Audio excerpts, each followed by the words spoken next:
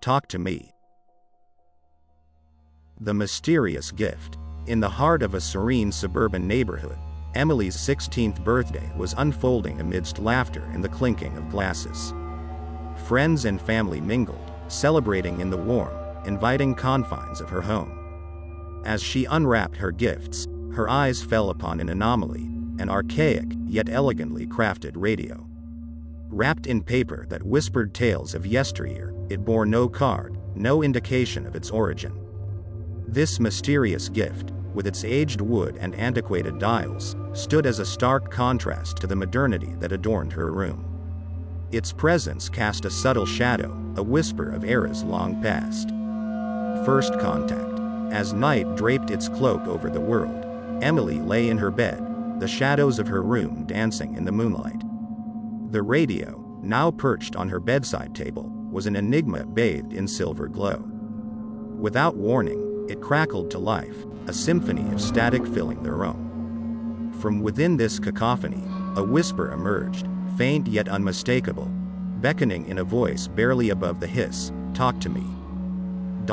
Quote. Emily's heart raced, curiosity entwining with a primal fear of the unknown. Voices in the static. Night after night, as the world slept, Emily found herself drawn to the radio's enigmatic whispers. Through the veil of static, conversations unfolded, as if the radio were a conduit to another realm. The voice, ethereal and captivating, claimed to be a spirit from beyond.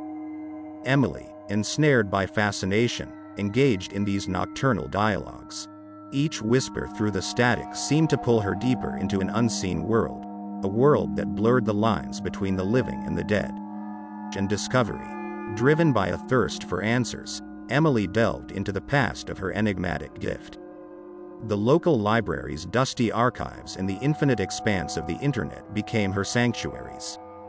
What she unearthed sent chills down her spine.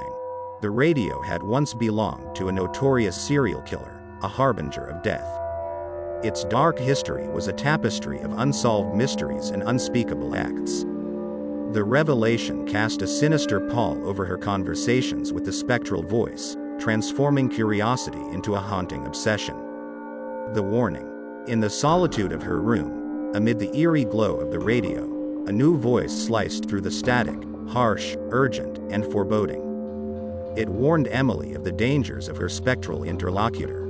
This second voice, shrouded in mystery, spoke of deception and malevolent intentions. It implored her to cease her communications, to turn away from the path she was treading. Fear gripped Emily's heart as she pondered the true nature of the voices vying for her attention. Unexplained happenings. The fabric of Emily's reality began to unravel as unexplained phenomena manifested around her. Objects moved of their own accord, shadows flickered in the periphery, and chilling whispers echoed in empty rooms. These occurrences, always in the presence of the radio, painted her world with a brush of the paranormal. Friends and family bore witness to these inexplicable events, their skepticism eroding under the weight of what they could not explain. The radio, once an object of intrigue, now sat as an omen of unseen forces at play. The first victim. At a friend's gathering, the radio, ever present in Emily's life, became an unwitting centerpiece. One of her friends, drawn by curiosity, engaged with the spectral voice. What followed was a descent into madness. They were found later, eyes vacant, mind lost in a trance-like state. The incident sent waves of horror through their circle, a chilling testament to the radio's malignant influence. The line between fascination and fear was irrevocably blurred, as the true power of the unseen voice made itself known. The investigation begins. The tendrils of the unexplained soon caught the attention of the authorities. Hospitals and police stations became stages for the drama unfolding around Emily. Questions were asked, theories posited, but no rational explanation could be found. The bizarre occurrences linked to Emily and the radio defied logic, leaving even the most skeptical investigators at a loss. The air was thick with suspicion and unease, as the search for answers delved into territories uncharted by conventional understanding. Unraveling the past. Determined to uncover the truth, Emily and a friend ventured into the decrepit house that once belonged to the radio's former, nefarious owner. The dilapidated structure, with its peeling paint and creaking floors, was a mausoleum of dark secrets. Amidst the decay, they found remnants of a twisted past, disturbing artifacts and cryptic writings that wove a narrative of madness and murder. The house, like the radio, was a relic of a tormented soul, its walls echoing with the sins of the past. The second voice's story. Back in the safety of her room, the second voice emerged again, this time revealing its identity. It spoke of a tragic past, intimately entwined with the first voice. The tale was one of sorrow, betrayal, and a thirst for vengeance that transcended death. This revelation painted a complex picture of the entities vying for Emily's attention, turning her nocturnal forays into a journey through a spectral feud. The line between victim and villain blurred as the story unfolded, shrouding Emily's interactions with the radio in shades of gray. A dangerous plan. With the revelations weighing heavily upon her, Emily resolved to confront the malevolent spirit in the radio. It was a plan fraught with danger, a gamble that pitted her will against a force beyond comprehension. She prepared meticulously, her resolve steeling against the fear that gnawed at her courage. The confrontation was not just a battle with the spectral entity, but also a fight against the growing darkness within her, a darkness fueled by her obsession with the unseen. The confrontation. In an isolated, moonlit location, Emily faced the entity within the radio. The confrontation was a maelstrom of supernatural forces, a clash between the living and the ethereal. Voices echoed in the night, a cacophony of anger, sorrow, and desperation. The air crackled with unseen energy as Emily challenged the spirit, her words a beacon of defiance in the darkness.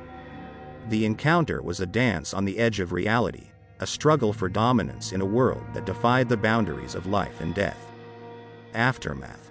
The aftermath of the confrontation left Emily physically and emotionally scarred. Hospitalized, she lay in a bed of white, a stark contrast to the darkness that had enveloped her life. Friends and family visited, their faces etched with concern and unspoken questions. The events that had transpired were a maelstrom of confusion and fear, a narrative that defied belief. Emily's world, once familiar and safe, was now a landscape altered by her journey into the unknown. Unanswered questions. In the sterile environment of her hospital room, Emily and her friend pondered the many unanswered questions that lingered in the wake of the events. The nature of the voices, the true extent of the radio's power, and the implications of what they had experienced were topics of hushed, uneasy conversation. Doubts and theories intermingled, painting a picture of a reality that was no longer confined to the mundane. The specter of the unknown loomed large, casting long shadows over their attempts to rationalize the irrational. The open ending. In Emily's now vacant bedroom, the radio, a silent sentinel of the past week's events, sat abandoned. In the stillness, it crackled to life once more. A new voice, unknown and enigmatic, whispered through the static, a fresh invitation into the unknown. The cycle, it seemed, was destined to begin anew, a never-ending spiral of communication with the unseen. The radio, a bridge between worlds, continued to whisper its siren song, "Talk to me." Quote. The story ended not with closure, but with an open door to endless possibilities. For more videos like these, please like, share and subscribe, and please press the bell icon.